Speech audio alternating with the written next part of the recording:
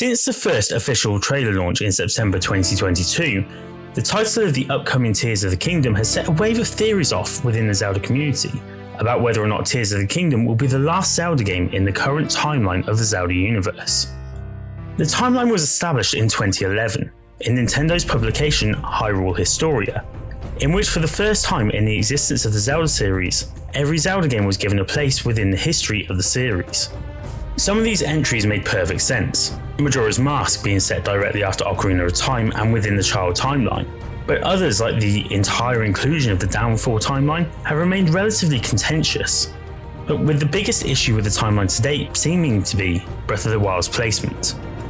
It was confirmed prior to Breath of the Wild's launch in March 2017 that it will sit after every game in the current timeline, and as such it would reunify the three timeline splits, and sits after the events of every game, in a post-apocalyptic version of Hyrule where nothing but destruction reigns supreme. The placement of Breath of the Wild to date has been somewhat baffling, as it's almost impossible to unify three timelines, in which one is submerged underwater almost entirely, and the other two have effectively been finished with Ganondorf being killed in each of them, and each subsequent threat has been dealt with. However, the launch of Tears of the Kingdom seems to have stopped the worry about the existing timeline, and rather has players fascinated as to how this game will work with the current timeline. In this video, I'm going to be looking at the upcoming title launch, Tears of the Kingdom, as voted by you guys in the community tab on the Hey Listen Gaming YouTube page. Stay tuned for more community posts and polls in the future to have a say about the upcoming videos on this channel. In this video, I won't be going over the existing timeline as it's relatively well-known information at this point, and it's way too long and confusing to even contemplate doing a video about right now. But we will be looking at what the Tears of the Kingdom will bring to the timeline, and how it will change the series going forward, as well as answering the question on everyone's lips right now: is this the end for Zelda? So let's get into it, going through the important bits of each trailer in order to work out what Tears of the Kingdom holds in store for the current timeline. The biggest clues that this game will affect the future of the series are actually found in the very first official game trailer, launched in September 22. The trailer opens with a cinematic screen of a strange embossed creature onto some sort of tablet of sorts. It has long ears and an almost animalistic face, though it does seem to appear docile rather than threatening. The eyes are big and round, almost like a deer in the headlights, and it almost reminds me of Majora's Mask in a very odd way. As you scan down its body, it becomes a lot more human, with a torso that has two arms attached to it, and it appears to be wearing some sort of finery, perhaps a dress. The bottom part of this dress, the hem, is interesting as it separates what seems to be a pair of bottoms that covers the legs. This is incredibly similar to the traditional dress worn by Princess Zelda within Ocarina of Time. I believe what we're seeing in these first few shots is the legend being told as per the start of many Zelda games, including Skyward Sword. This story is where the games always begin. A backstory, where this game will explain just what happened between the time of Breath of the Wild and Tears of the Kingdom. When we return to the image of the strange being, we see she is sat upon a floating platform, and now we get a much better, zoomed out look at this being. She's definitely humanoid, with 2 feet and 2 arms, and the finery seems to be confirmed as trousers are shown underneath the hem of the tunic, with a large tabard coming down between the creature's legs. This for sure is very similar to the royal dress, meaning that this creature has a link to the Princess Zelda. She is surrounded by 7 drops that look a little bit like apostrophes, and it was these that were originally thought to represent the game's title, the Tears of the Kingdom. Rather interestingly, all of these tears are set into a black void, which are then encompassed within 2 concentric circles, making up a series of squares as if they are imprisoned within the dark. We're then shown a shot of a drawing of the Princess Zelda. This is a crazy shot as it looks like at first she's falling, but then when you look at the pose that she's in, she's actually in a very similar pose to Ganondorf within the first trailer. This would indicate that she is also being sealed, or perhaps she switches position with Ganondorf during the main storyline of the game, hence why the Gerudo King is free to wreak havoc. A brief shot is shown next of what seems to be the princess once again upon the stone tableau. She is stood in front of what seems to be a sun, with a large black stone at the centre of it, and she has her hands clasped with another, but not in the usual fashion. The 2 hands almost make a circle, with fingertips meeting one another. This is the first time that we see the circle as a symbolic shape in any trailer for the game, but don't worry now guys, there will be plenty more to come. We cut immediately to 2 giant white stone doors, opening to reveal the light behind. These doors are emblazoned with 2 dragons forming a circle. They're facing one another, just like Zelda and the other creature's hands were. this being clear symbolism for something going head to head, but also being intrinsically linked together. These two, as it's inferred, could be the hero and the demon king, or could well be different tribes such as the Zonai and the Sheikah, or could well be the creature in the tableau and Zelda. Our final clue from this trailer comes in the form of a name reveal, as two dragons appear on the screen, made from the same sort of energy we've seen all over the game in previous trailers so far. Holding the Evil King down, the swirls seen in the background at various points in the newest trailer, and Link's arm, just to name a few. These two dragons are different from the dragons on the door though, as they're eating one another's tails, staying eternally linked to one another in an endless cycle.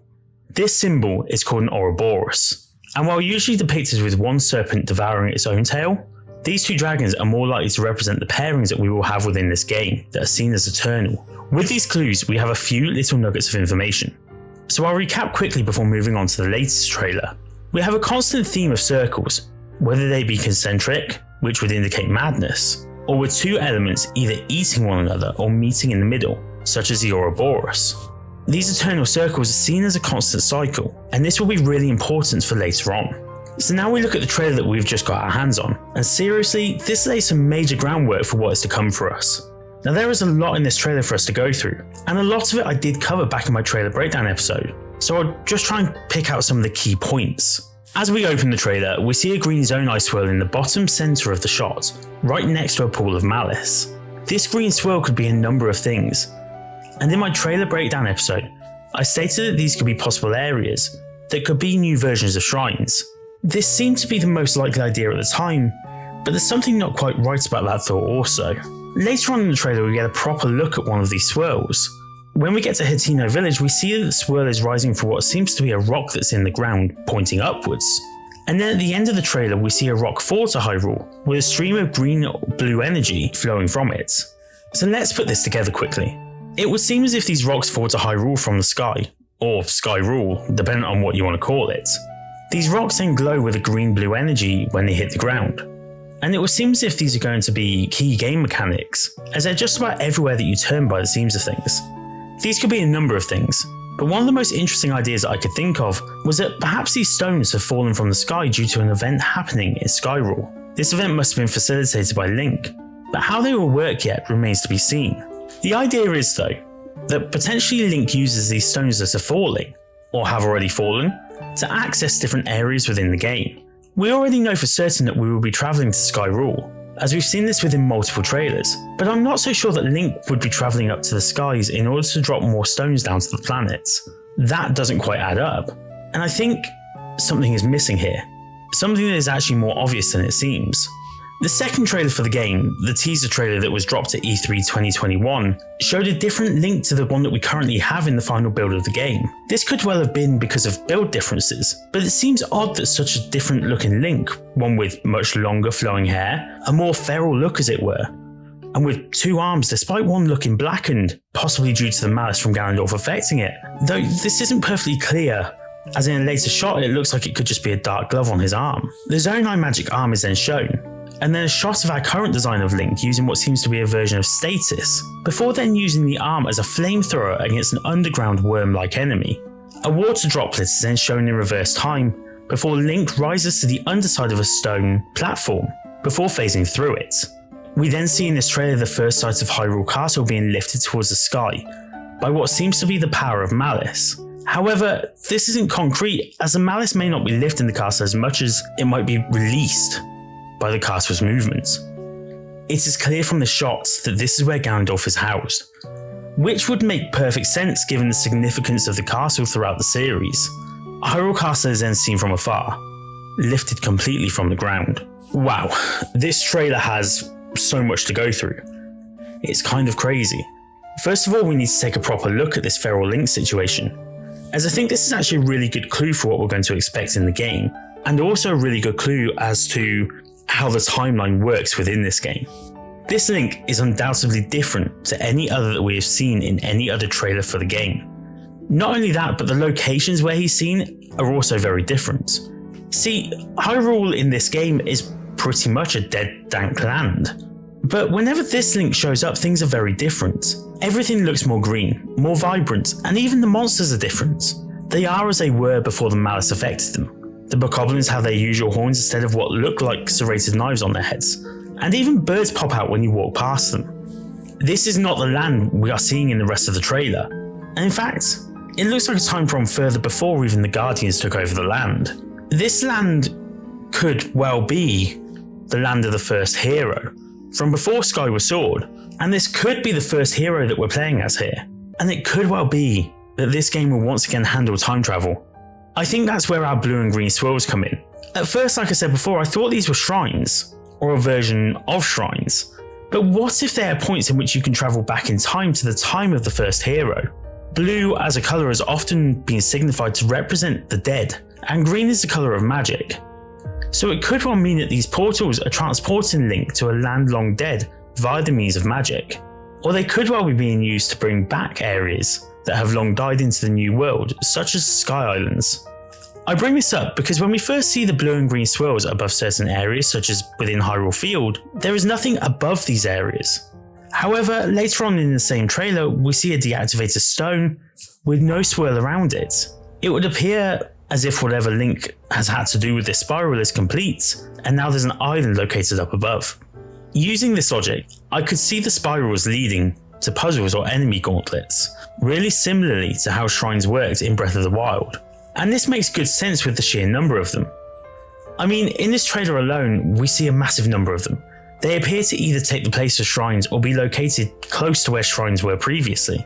I think this potential information is enough to debunk my idea that they're actually used to transport us to the past, to the time of the first hero, but something else is shown in the trailer that could be used in this way. Later on in the trailer, we see a very brief snapshot of Link stood on a platform with a Sheikah eye on it. From the outside of the platform, we see 6 guardian legs, all of them with the same design on the foot area as a traditional guardian, but one has a spool of what seems to be wire rather than the usual claw. On the floor of this pad is some ancient Sheikah writing, and cleverer people than me have managed to translate this writing. It reads the word transport, which indicates that these pads are used entirely as a transport mechanism. So far, the best guess for what these are fast travel points. But think about this for a second. If the transport pads are used for fast travel, then on a game like Tears of the Kingdom, they would need to be everywhere. In Breath of the Wild, the fast travel points were located in key locations, towers, stables and shrines. Now, I don't doubt that we will have a version of towers, as we've already seen these in multiple locations in this trailer alone. And I really don't doubt that stables will return purely based on the fact that horses have made a return to the game. This is shrines, which reportedly no longer exist. But what if the swirls we see everywhere in this trailer operate as this game's versions of Sheikah shrines? Then that could also make sense with the fast travel mechanism too. This would mean that fast travel would not be needed for these pads with guardian legs. So what is the pad?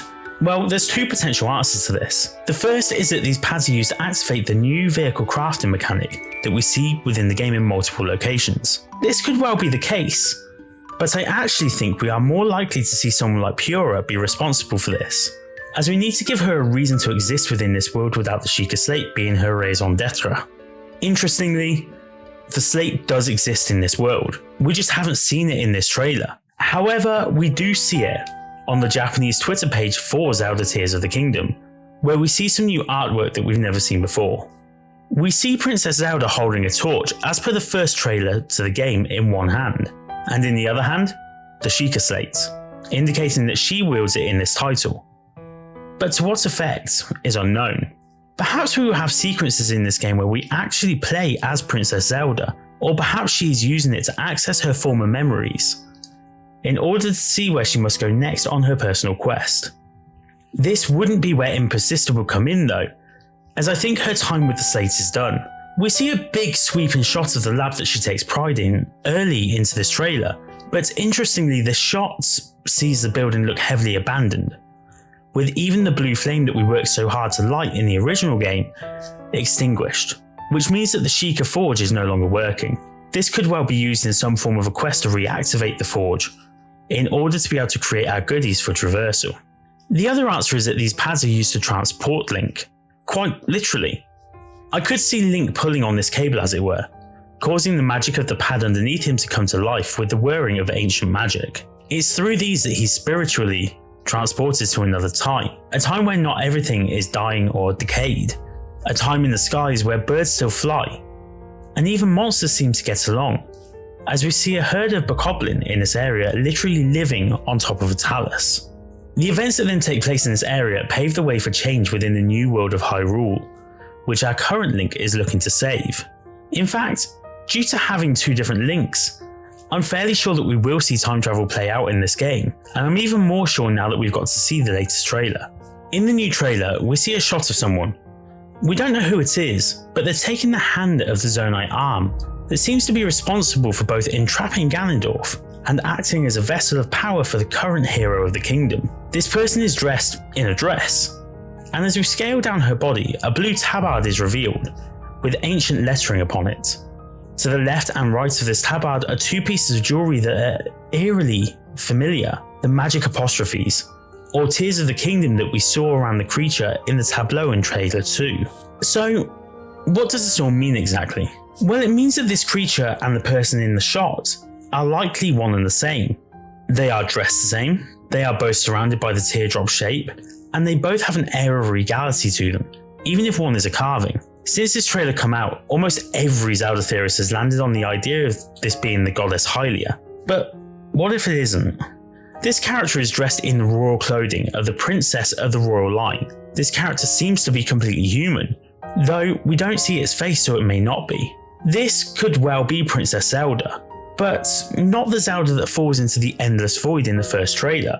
Rather, this could well be a second Princess Zelda from earlier on in the timeline. I alluded to the idea that this could well be a link back to Ocarina of Time, and that this may not be Hylia for a good reason. The reason is this. In this trailer, the character in question is seen almost making a deal with the arm. The arm is either the one that seals Ganondorf, so this could be her making the deal to seal Ganondorf for good, or the arm that Link adorns throughout the game, in which case she is making a deal in order to be able to save the world from evil, as a hero with one arm is about as useful as a blind pirate. This Zelda could well have been instructed by Hylia to make this deal with the Zonai, but what the other side of the deal is yet to be seen. It could well be that her part of the deal is that she is also sealed away, similarly to Ganondorf. This could be why we see her in the odd pose etched into the tableau. I'm also not ruling out the idea that our Zelda of the Wild achieves full goddess mode, as Link's arm is infected heavily by the malice that seems to attack him during the earlier trailer. I would propose that either way, this is not a version of Hylia, but either a Zelda from the past, or an enlightened Zelda, who has finally managed to achieve her potential, something that Breath of the Wild was leading to throughout the game. So what does this all mean with the timeline? Well, if we're looking at times where we have a Link in the past, and a Zelda in the past or future, then we have ourselves an interesting development in the game. We already know that we're facing utter destruction at the hands of evil in this game, but it's how this has come to be that I think will play an instrumental role in the game and in the series. Hyrule is under threat of destruction, and the last time we heard of a kingdom being directly under threat of entire destruction was Lorule, in A Link Between Worlds.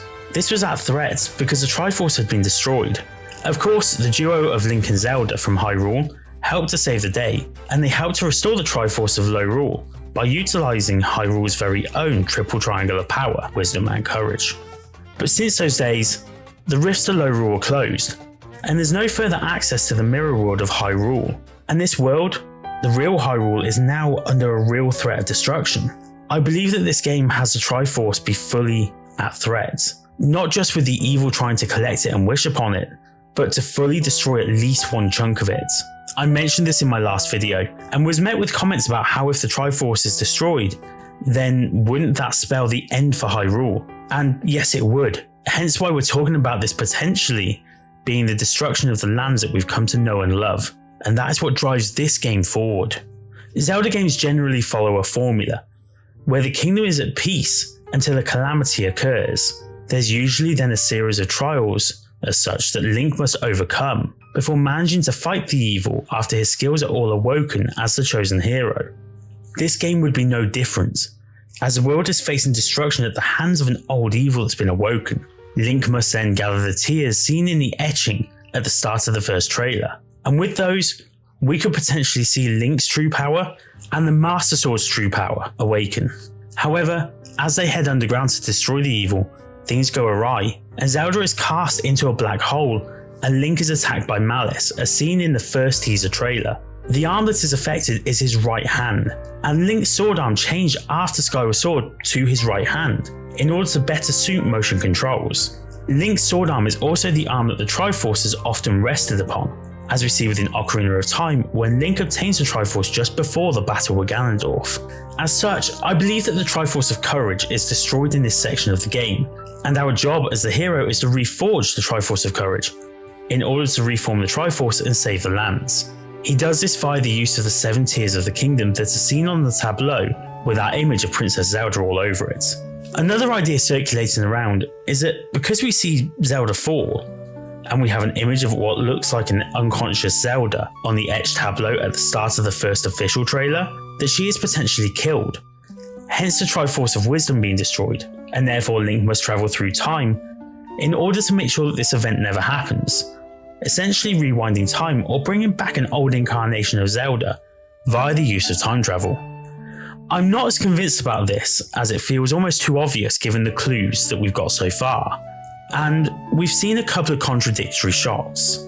The shots in which Link jumps in after Zelda, and the shot of Link and Zelda traversing the caverns underneath Hyrule Castle, where Ganondorf resides in, they seem to be 2 different times.